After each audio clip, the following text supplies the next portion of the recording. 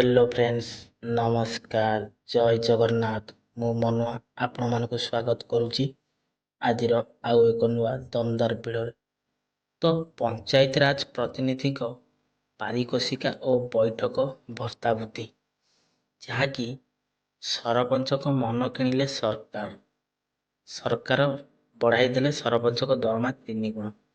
तो एथिरे केउ केउ मानकर दरमा बढ़ी तो केउ केउ माने उपकृत हेबे आउ चाषी को कौन न्याय मिलूँ यार डिटेल्स आम आज कथा हाँ।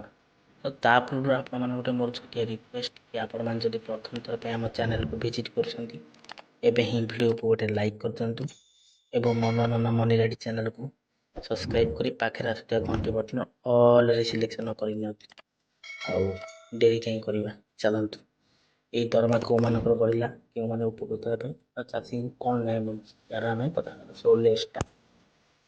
तो दर्शक बंधु आपण मैंने देखिपे कि पंचायत राज प्रतिनिधि पारितोषिका और बैठक भत्तावृत्ति मुख्यमंत्री नेले निष्पत्ति पदवी अनुजाई केउ मानकर केते बढ़ी आम आज जानिनवा।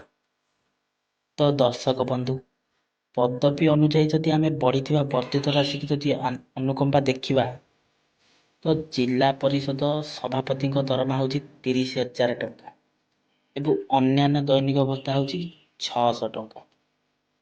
सेहीपरि जिला परिषद उपसभापति दरमा हूँ 20,000 टंका और अन्यान्य दैनिक भत्ता हूँ 6,000 टंका।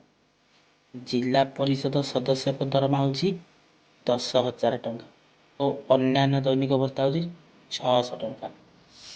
सेहीपरि पंचायत समिति अध्यक्ष दरमा हूँ 15,000 टंका और पंचायत समिति उपाध्यक्ष दरमा हूँ 7,500 टंका। तापर पंचायत समिति सदस्य दरमा हूँ 7,500 टंका।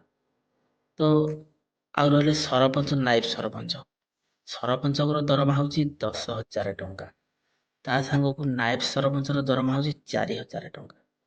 तो दर्शक बंधु ये मुझे गोटे रिक्वेस्ट कर रखी कि चाषी कौन हो चाषी की तो पीएम किसान 2,000 दिहु आउ कालिया योजना 2,000 4,000 में गोटे चाषी वर्ष सारा चढ़ी पार्टी केवे नुह आप कमेंट करूँ मुझे ठीक कहूँ कि भूल कहूँ। तो खाली एतिक नुह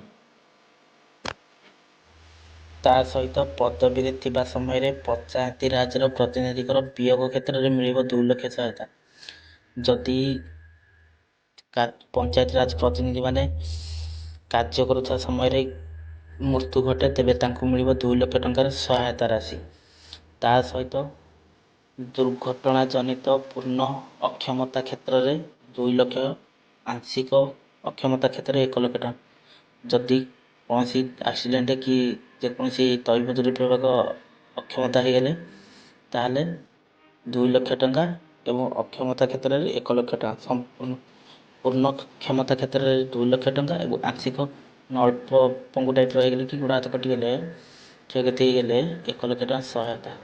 तो मुझे आपण गोटे रिक्वेस्ट करी कि चाषी मान को कौन मिले चाषी तो सदाबे लक्ष्य जीव पोषा लिखाई ना चाषी सदाबे गरीब खटी खटी कर मर।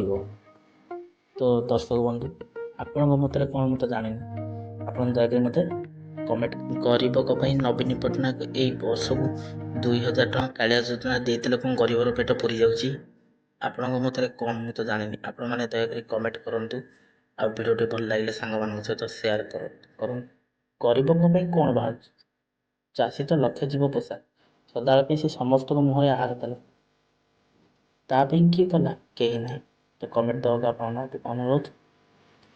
तो दर्शक बंधु आज भिडियोटा रखी पुणी देखा नेक्स्ट एक एपिसोड से विदाय दिंतु रहुची नमस्कार टेक केयर बाय बाय जय जगन्नाथ।